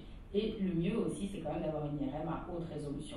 Mais quelquefois, malgré tout ça, on a mis toute notre expérience, tous nos cliniciens, l'EEG, machin, et tout ça, c'est pas, on voit pas. Et pourtant, on sait qu'il y a quelque chose. Parce que l'EEG nous dit, c'est quand même une épilepsie focale, c'est pas une épilepsie qui vient de partout, ça vient d'ici, et on ne le voit pas. Donc on était un peu coincés. Et en fait, pourquoi j'insiste sur l'IRM? Parce que l'IRM, elle a un rôle central. Elle a un rôle central pour le traitement, parce que si on ne voit pas la lésion, il ne sera jamais chirurgical. Or, on peut guérir les enfants si jamais on enlève toute la petite région anormale. Alors, le chirurgien, s'il ne voit pas la lésion, comment on va l'aider? On va l'aider grâce à l'imagerie fonctionnelle. Mais je mets en garde, parce que quand même c'est important, on n'opère pas des images. L'image, c'est l'image. Et il faut absolument établir un lien de causalité entre l'image et la clinique. Ce n'est pas parce qu'on aura un hypodébit que je vais vous montrer qu'on va opérer cet hypodébit. Il faut absolument la concordance de notre multidisciplinarité, la clinique, l'EEG, la vidéo-EEG, donc évidemment l'image, et surtout le neurochirurgien. Parce que globalement, finalement, on va se retrouver devant deux situations, de deux choses l'une. Soit c'est facile, c'est-à-dire que l'image est très bien visible. L'enfant ici, il a une épilepsie temporale, droite, il avait mal au ventre, il se gratte le nez, ça faisait vraiment temporal. L'EEG nous dit c'est temporal droit. Donc là, on était en concordance avec l'image. Le chirurgien nous dit je peux opérer en temporal droit, je ne vais pas enlever une région absolument indispensable. Donc là, finalement, on a l'IRM, l'EEG, le clinicien, les chirurgiens qui sont en accord. Donc au final, l'enfant va être opéré. Et puis il y a tous les cas où il y a une discordance avec tout. Un de nous. C'est-à-dire l'EEG n'était pas en accord. En fait, ça ne vient pas forcément de la région frontale droite, mais peut-être de la région frontale gauche. Donc là, il y a une grosse discordance. Le chirurgien dit, moi je ne peux pas opérer, c'est la région pile de la main, il va être complètement hémiplégique, ça ne va pas. Et puis des fois, nous on voit rien. C'est-à-dire que l'EEG, la clinique, tout ça, ça va. Mais en fait, on n'arrive pas à voir la lésion, et du coup le chirurgien non plus, et du coup il est embêté. Et c'est donc là que l'imagerie fonctionnelle va avoir toute son importance. Et au final, on a deux choix pour l'instant en imagerie fonctionnelle. On a soit la tomographie par émission de positone, le PET. Donc on va regarder l'hypodébit, comme je vous ai dit tout à l'heure chez les enfants autistes. On a appris et on a cet AS. Tout ça, je recadre quand même. On est là pour enlever toute la lésion qui est malade, mais on ne peut pas enlever trop la lésion autour de la lésion non plus, parce que si on enlève trop, on va enlever du cortex normal. Et si on n'enlève pas assez, les enfants ne sont pas guéris. Donc on est vraiment là, face à un challenge terrible, où il faut au mieux qu'on localise la lésion, la région à opérer. Au minimum, mais aussi au maximum. Et donc, on va localiser cette région difficile. Au début, on faisait ça avec la tomographie par émission de positone. Alors, l'enfant, là, il avait une épilepsie temporale droite, il a un hypodébit dans la région temporale droite, en tomographie par émission de positone, parce que probablement, là où sont les dysplasies, il y a des neurones moins fonctionnels. C'est ce que nous disent nos neuropathologistes. Par exemple, ici, Théo, il a 5 ans, il a des crises stéréotypées, c'est-à-dire toujours les mêmes. Il modifie sa mimique, il est effrayé, il s'agite, il replie ses jambes sur l'abdomen, il s'agrippe, il pousse des hurlements, et à la fin, il a une hypertonie du membre supérieur droit. Bon, donc là, il faut lui faire un EEG. L'EEG dit, ah, bah, c'est sûrement la région frontale gauche qui est anormale. On lui fait l'IRM, et là, patatras, on ne sait pas. On ne sait pas, on a fait tout ce qu'on a pu, les séquences, tout. Et en fait, il y a peut-être un doute, mais ce n'est pas du tout facile, et on ne peut pas enlever toute la région sans être bien certain. Et on lui a fait, donc il était évidemment résistant aux médicaments, au moins 1, 2, 3. Et on a fait une tomographie par émission de positone qui nous a montré un très gros hypodébit, là où on avait le doute. Donc là, on sait que c'est la région épileptogène. Donc tout ça pour vous dire que l'imagerie fonctionnelle pour mesurer le débit sanguin cérébral par tomographie par émission de positone est très importante pour la chirurgie, dans le bilan complémentaire de l'imagerie anatomique, pour au mieux opérer et guérir les enfants. Cependant, la tomographie par émission de positone, je vous ai passé les détails, mais quand même c'est un petit peu radioactif puisqu'on donne une molécule pour pouvoir voir le débit sanguin cérébral dans le cerveau et l'activité des neurones. Donc en fait, on a mis à notre disposition, enfin, je vous passe aussi tout le prototype, de cette séquence qui s'appelle donc l'ASL, qui mesure l'activité et le débit sanguin cérébral, et qui n'est pas radioactif. On s'est dit, peut-être qu'on pourrait avoir les mêmes résultats qu'avec la tomographie par émission de positons. On est face à une situation tellement compliquée, on ne voit pas bien la lésion, on n'est pas très sûr de nous, il faut absolument qu'on voit cet hypodébit pour que le chirurgien aille opérer. Donc il fallait qu'on fasse quelque chose. Donc, parce que le TEP n'est pas démocratisé quand même, c'est très difficile d'avoir des rendez-vous et c'est radioactif. Donc on s'est dit, est-ce qu'on peut remplacer la tomographie par émission de positons par l'ASL? Est-ce que l'ASL va nous aider à la visualisation? Alors là, typiquement, c'est le cas exactement. On se trouve à peu près une fois par semaine, voire plus. Un enfant qui a une épilepsie clinique qui vient de la région frontale droite. Le EEG nous dit ça vient de la région frontale droite. Et nous, on a une IRM hyper haute résolution où là, on a un trait. Mais un trait vraiment parce qu'on sait le lire. Hein. Donc, on a un doute. Vous voyez, je vous ai mis les flèches. Est-ce que l'ASL va nous aider? Et oui, l'ASL va nous aider. On a fait en même temps chez ces mêmes enfants une étude en tomographie par émission de positons où on voyait cet hypodébit pile en face de l'image anormale en IRM ou douteuse. Et on a fait l'ASL et on a exactement au même endroit cet hypodébit. Et on a fait ça de façon prospective. Au début, c'était chez 6 enfants parce qu'on a publié le papier et en fait, on le fait un peu tous les jours. Et en fait, on peut mesurer le débit sanguin cérébral en ASL qui est beaucoup plus petit que dans le reste, plus bas que dans le reste du cortex. Et en fait, aujourd'hui, et ça c'est une avancée majeure, c'est que l'ASL est en train complètement de substituer le PET. C'est une alternative non invasive pour sensibiliser la détection du foyer épileptogène et on l'a mise aujourd'hui comme séquence obligatoire dans l'épilepsie, dans notre machine IRM. Alors on est en train de la démocratiser, elle était prototype chez nous, on l'a testée, on a vu que ça marchait, donc maintenant elle est passée produit chez General Electric, ça veut dire que les IRM dans toute la France vont finir par avoir l'ASL et on pourra le faire partout. Et ça c'est un énorme avantage par rapport à la tomographie par émission de positons aussi. Voilà, donc on a, entre les crises, maintenant on sait qu'on a un hypodébit. Nos neuropathologistes nous disent en fait que les neurones doivent être vraiment beaucoup moins fonctionnels. Donc on a l'explication à peu près de cet hypodébit cortical focal. Mais que se passe-t-il pendant la crise? Que se passe-t-il pendant la crise? On a eu la chance d'avoir Loïc qui est venu dans notre IRM et qui avait une épilepsie continue de son bras gauche. Continue. Bon, comme il ne bougeait pas la tête, c'était plutôt simple de le mettre dans la machine. Et en fait, avec l'ASL, on a montré qu'il y avait un hyperdébit. Donc ça veut dire que l'ASL, pendant la crise, montre une hyperactivité du foyer anarchique. Parce qu'il y a probablement une grosse demande énergétique, et une augmentation du débit et une activité neuronale pendant la crise. Et ça nous montre cet hyperdébit. Puis on a eu Daniela, qui est arrivée, 14 ans, qui avait aussi, on a des doutes sur une épilepsie temporale. On a... c'est pas très facile, peut-être un petit blanc ici dans le lobe temporal, c'est pas facile. Le EEG nous disait quand même que c'était sûrement temporal. Et puis elle est venue une première fois où on a fait l'ASL et on a vu cette diminution du débit sanguin cérébral. Bon, c'est pas très facile parce que de l'autre côté, effectivement, c'est un peu diminué, mais c'est pas très flagrant. Et elle est revenue pour une autre IRM. Et là, on a vu un hyperdébit pile à l'endroit de notre région suspectée. Alors, qu'est-ce qu'elle a fait? Est-ce qu'elle a fait une crise? Est-ce que c'était un foyer qui était chargé alors qu'elle ne faisait pas de crise? Parce que nous, on ne l'a pas vu bouger dans la machine. Et c'est tout ça, la difficulté de comprendre ce qui se passe dans le cerveau à des moments. Et on se disait, comment va-t-on avancer? Parce qu'à l'évidence, il se passe quelque chose, mais on ne sait pas ce qui se passe. Et donc, on s'est dit, eh ben, on va aller un peu plus loin. Parce que l'ASL entre les crises, on a compris, c'est la situation la plus fréquente, il y a un hypodébit. Pendant la crise, il y a sûrement une augmentation du débit, mais c'est quand même une situation hyper rare d'avoir une crise pile dans la machine. Puis là, il y a plein de situations où en fait l'ASL va changer et on ne comprend pas.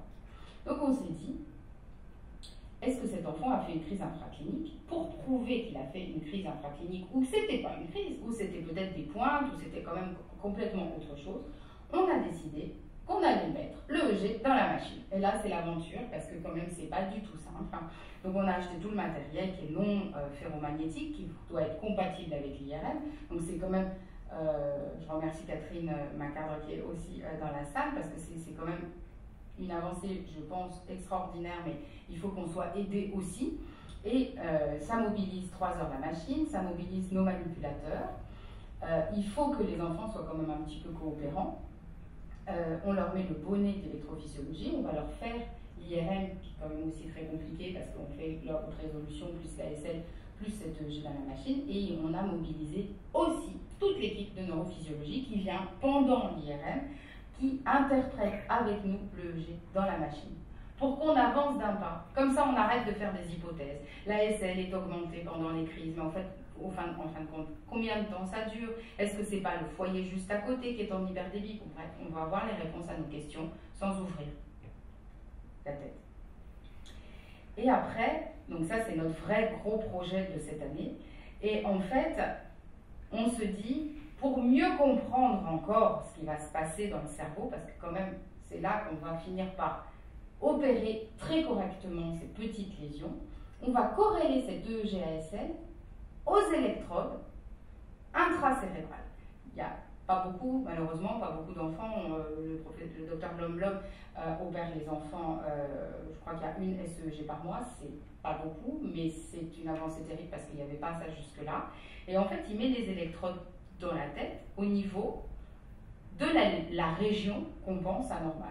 Et qu'on pense, c'est-à-dire toute la multidisciplinarité, c'est-à-dire le neuropédiatre, l'EEG, la vidéo-EEG, l'IRM, l'ASL. Et là, on se dit, bon, on est presque sûr que c'est là, mais on ne va pas enlever une trop grosse région, c'est pas possible, ce sont des enfants en développement. Donc, il met les électrodes profondes. Donc, on a décidé de faire une corrélation avec notre débit en ASL et notre EEG, avec ce qui se passe vraiment. Donc là, du coup, on aura toute la chaîne. Donc, c'est pour ça que je pense qu'on va passer un énorme pas dans la compréhension de la physiopathologie de l'épilepsie, parce qu'on aura l'anatomie avec l'IRM haute résolution, on va avoir le fonctionnement avec ses hypos et ses hyperdébits, on va avoir ce qui se passe pendant la crise ou entre les crises, jusqu'à avoir les électrodes intracrâniennes et puis la pièce quand même aussi après opératoire, dans le but toujours le même d'opérer le minimum, mais de ne pas en laisser, sinon ça sert à rien, il faut recommencer.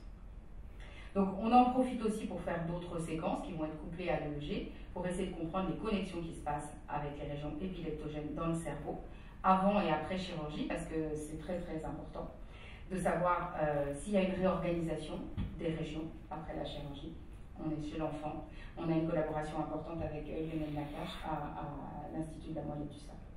Donc tout ça, ça peut se faire évidemment grâce à notre équipe, avec le savoir-faire technique aussi, parce que les séquences, on les a mises au point, on les fait encore une fois sur mesure en fonction de la clinique. On a mis au point les protocoles d'ASL et maintenant on va être avec les premiers à avoir l'ASL et l'EEG dans la machine.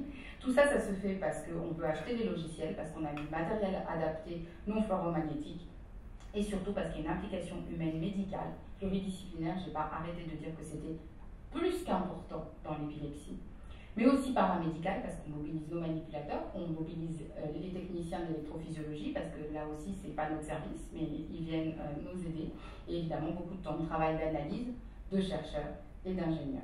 Et en fait voilà, c'est l'IHU qui fédère tout ça. Merci.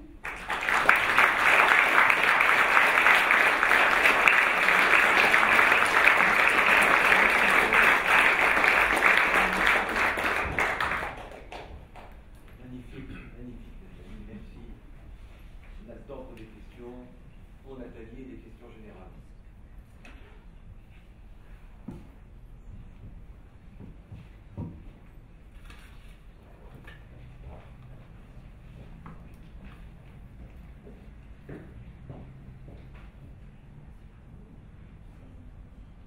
Quand vous parlez de la coopération éventuelle de l'enfant, au niveau de toutes ces IRM, est-ce qu'il y en a qu'on peut faire, l'enfant est endormi, combien de temps ça dure, parce que voilà, l'enfant auquel je pense, qui est mon petit-fils en l'occurrence, peut évidemment avoir des comportements très opposés par rapport à ce genre d'examen. Quel âge il a, votre petit-fils? Il a 13 ans maintenant. Il a 13 ans.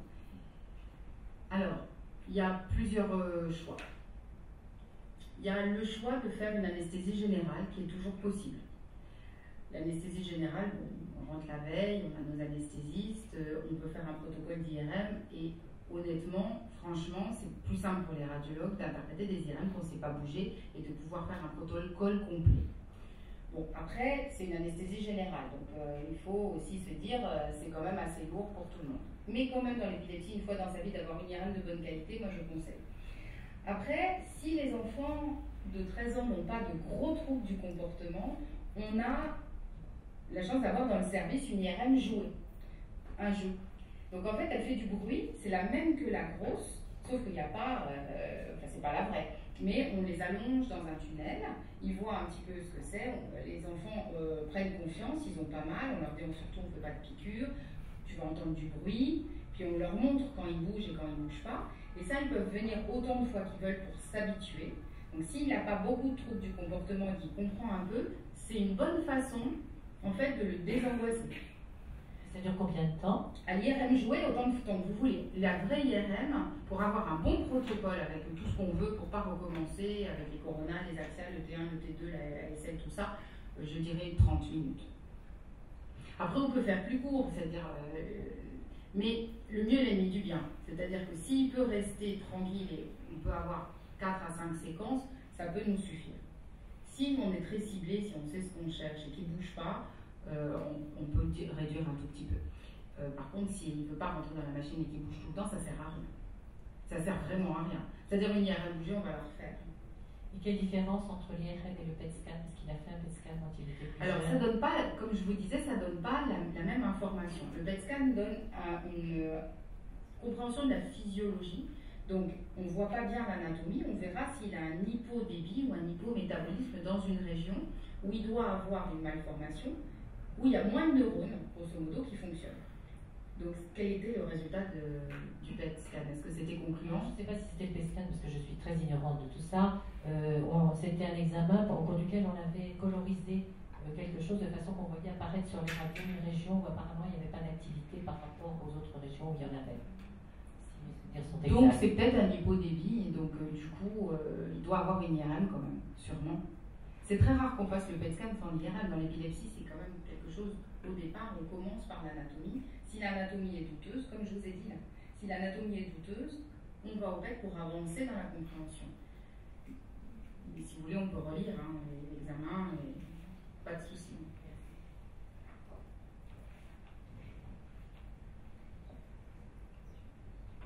Pendant que... Ah, vous avez parlé de 3 machines. Elles tournent à plein régime. Alors, en fait, on en a deux. Enfin, pour tout vous expliquer, on a une machine enfant qui tourne sans arrêt pour la clinique. On a une machine qu'on partage avec les adultes, donc c'est moitié enfant, moitié adulte. Et on a une machine dont je vous ai parlé, qui est l'IRM 3 Tesla, qui tourne à 60% pour la clinique et à 40% pour la recherche, que enfant. est-ce qu'on peut dire là que c'est une machine qui a été acquise grâce au budget de l'IHU, que j'ai dit, mais tout à fait. En fait, l'IRM a 1 an, on a fêté son anniversaire le 11 mai 2015, elle est arrivée. C'était un beau bébé de 12 tonnes quand même, qui est passé donc, dans le service où on avait peur que ça s'effondre quand même, donc on a dû solidifier le sol. Elle est arrivée donc l'année dernière, elle a été achetée, financée par l'IHU et les travaux aussi, c'était quand même 700 000 € de travaux, juste pour dire. Et du coup, ben voilà, donc grâce à l'IHU, on peut faire nos IRM au champ, parce que 3 Tesla, c'est une IRM extraordinaire qui nous permet de voir vraiment le cerveau dans sa totalité. Et puis grâce à l'IHU, du coup, on peut avoir des périodes où là, je peux mobiliser 3 heures d'une machine pour faire l'EEG en même temps. Ce qui est extraordinaire, je veux dire, on ne pourrait pas le faire ailleurs. Sans cette machine, il fallait savoir qu'on avait une liste d'attente, les enfants avaient 6 mois d'attente pour passer une IRM. Grâce à cette machine, on a débloqué cette situation complète. On a 60% de cette machine qui tourne pour justement absorber tous les enfants qui ont besoin d'une IRM. Et on a gardé un temps de recherche pour justement pouvoir avancer, parce que si on ne le fait pas, il n'y a pas beaucoup d'équipes qui ont la chance d'avoir les neuropédiatres, les neurochirurgiens et les électrophysiologistes sur le site. Donc on est quand même, nous, enfin on se sent, moi je suis médecin, je me sens obligée d'avancer et de faire de la recherche pour des choses importantes. Ça me semble très important de ne pas enlever tout le morceau du cerveau, mais en même temps ça me semble important d'opérer les enfants. Ça c'est quelque chose que je voudrais passer aussi comme message. C'est toute une culture, la chirurgie du cerveau. Souvent on a peur quand on ne connaît pas. On a à Necker des chirurgiens extraordinaires, vraiment, le professeur Saint-Rose est quelqu'un d'extraordinaire. Il a il a transmis son savoir au docteur Blom-Blom, qui est maintenant chirurgien de l'épilepsie, qui est formidable, et ils ont cette compétence. Il y a extrêmement peu de complications, mais surtout les enfants guérissent. Je ne peux pas donner des chiffres, Rima, mais quand même, dans énormément de cas, si jamais on a bien sélectionné les enfants, si on a bien regardé la région, s'il sait exactement où opérer, il le fait très bien, et on a beaucoup de guérisons. Donc, bon, c'est un message à passer, la chirurgie de l'épilepsie, ça révolutionne le traitement de l'épilepsie. Pour les adultes aussi. Ah, je sais pas. Là, voilà. Oui, c'est aussi pour les adultes, mais ce n'est pas sur le site pour la chirurgie de l'épilepsie, mais encore une fois, tout est dans l'indication. Tout est dans l'indication. Moi, je dis toujours, c'est comme de la géologie. Il faut que que ça soit toutes les carottes, elles soient au même niveau. Qu'on ait l'EEG et tout ce que le professeur Godard développe actuellement, c'est majeur parce que ça va augmenter la réussite de la chirurgie de l'épilepsie qui actuellement est aux alentours de 60 à 65%, ce qui est immense, sachant que dans des épilepsies pharmacorésistantes, les chances d'un médicament dans une épilepsie déjà sévère n'excèdent pas les 15 à 20%. Vous voyez la marge de différence. Et avec toutes ces nouvelles technologies qui se développent, l'objectif est de passer à 80 à 85%, ce qui est quelque chose d'extraordinairement excellent. Bonjour.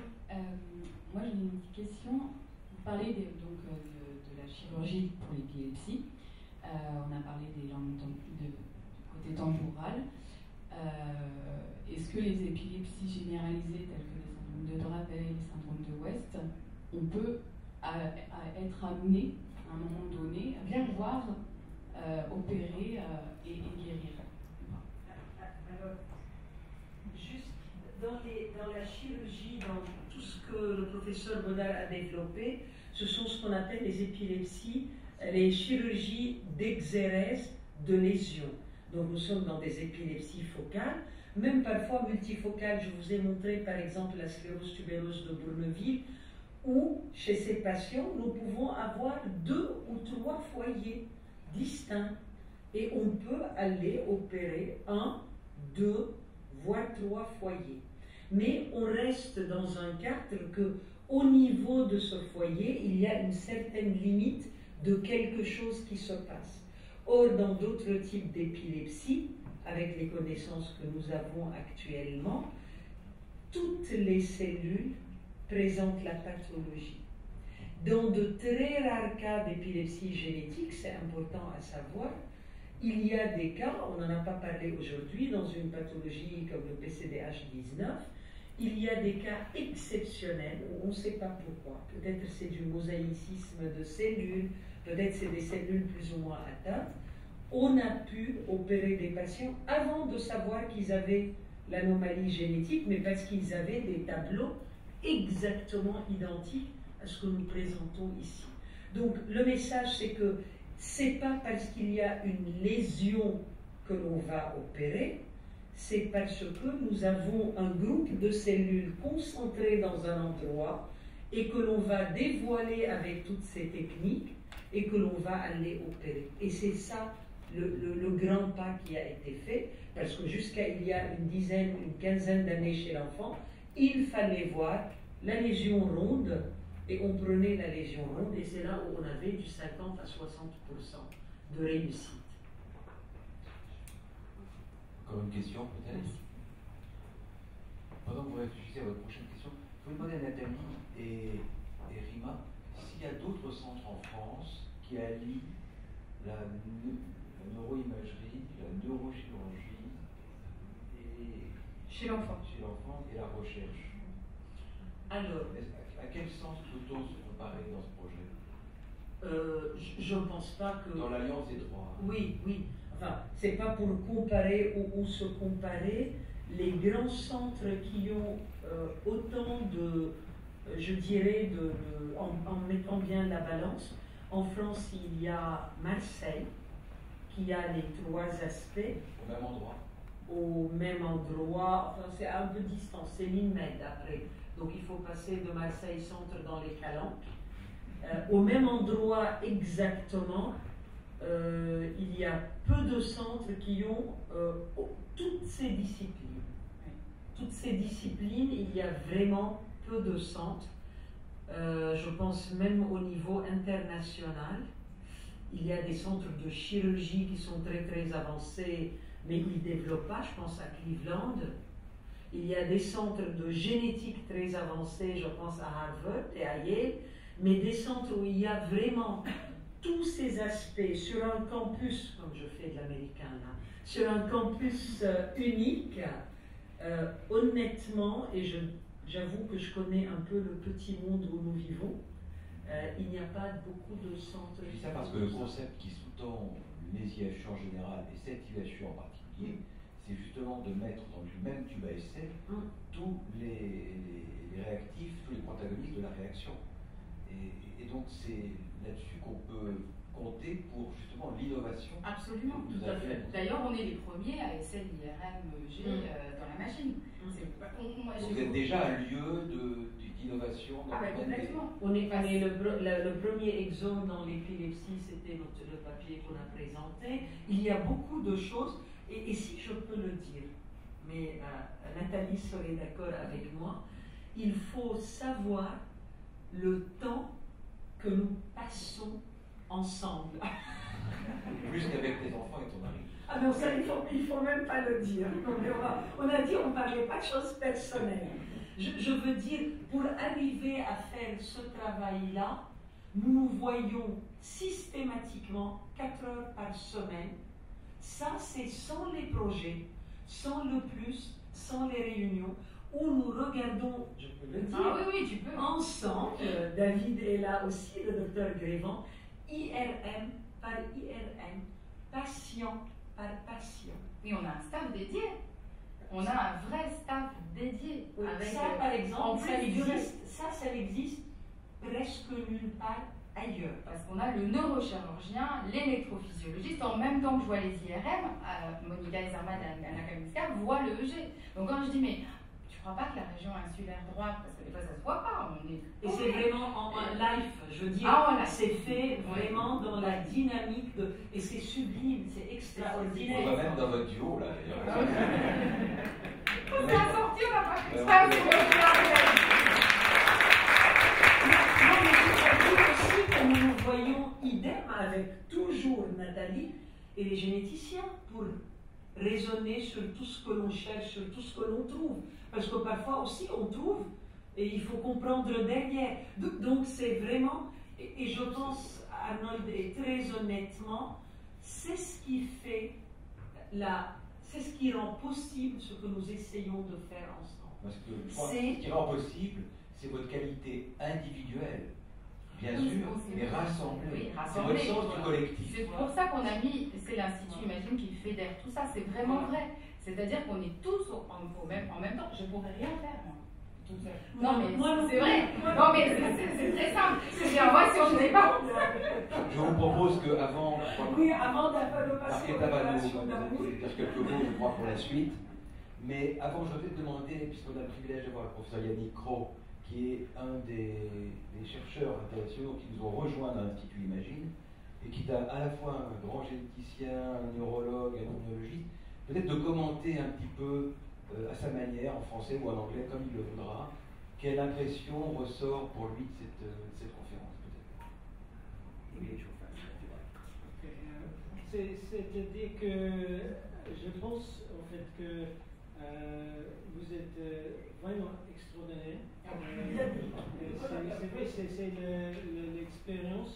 Il faut avoir beaucoup d'expérience pour faire des choses comme ça. Et c'est rare. Oui, c'est rare.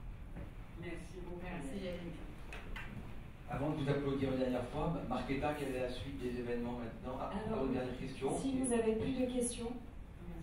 Encore une question, puis après tu nous invites, Markéta, pour avoir un coup. Et oui, ensuite, après la conférence, on vous invite de voir un verre d'amitié au 7e étage. Donc vous pouvez soit prendre les ascenseurs, soit monter les escaliers. C'est juste un étage au-dessus. On sera très heureux de continuer ces discussions avec vous. Juste une question. Est-il indispensable qu'il y ait d'autres centres multidisciplinaires en France comme le vôtre? Est-ce qu'on doit avoir une politique offensive dans ce domaine, que ce soit d'ailleurs dans votre domaine, ou enfin dans votre spécialité, ou dans d'autres domaines? Parce que on en parle beaucoup de la multidisciplinarité comme étant un facteur d'innovation majeur, mais derrière c'est un coût. C'est aussi rassembler des gens, et les humains, c'est pas comme les machines, on les déplace pas comme on veut. On n'en fait pas ce qu'on veut, et ils ne sont pas forcément tous d'accord, et les groupes, c'est aussi de l'humain. Je veux dire, une alchimie comme celle-là, ça ne se décrète pas, madame. Ça ne se décrète pas d'en haut. Ça ne se décrète pas d'en haut. C'est du bottom-up. Ça part d'une matière, d'une pâte humaine que vous avez vue ce soir, et qui ne s'improvise pas, qui ne se décrète pas, qui ne se décide pas dans les ministères. C'est des années et des années de compagnonnage avec les maîtres qui ont été cités, Olivier Dulac, Josué Feingold, les grands maîtres que Francis Brunel, et les maîtres qui nous ont inspirés et qui nous ont guidés. C'est grâce à eux, grâce à cette génération qui nous a précédés, que ce terreau est apparu. Je ne crois pas qu'on puisse décider, comme ça, décréter, de créer un deuxième centre. Il y a une magie particulière à imaginer, un miracle laïque, a dit un jour un de nos fondateurs, et je crois que ça ne peut pas s'improviser. Et le voudrait-on, on ne pourrait pas inventer la même chose qu'Imagine. Je pense qu'Imagine est unique aussi. On ne peut pas décider. Bien sûr, moi je crois que oui. Non, mais la compétition est indispensable. Non, la compétition est indispensable. C'est indispensable d'être en compétition. Si on est seul, on se déglingue. Donc la compétition est indispensable. De là à la décréter, il y a un pas que je ne franchirai pas. Je serais très heureux qu'il y ait d'autres centres en France. Mais regardez la masse critique qu'il a fallu mobiliser, les années de formation, les générations successives pour en arriver là. Alors oui, je pense que Imagine est unique, et ce centre qu'on a eu de neurosciences pédiatriques qui est en train de naître à Imagine est aussi unique. Marqueta. Merci à Nathalie Bollert et Lina Lamout. Merci aussi à M. Arnaud de Munich qui était un excellent accompagnateur pendant toute cette conférence. Il est. Merci à vous.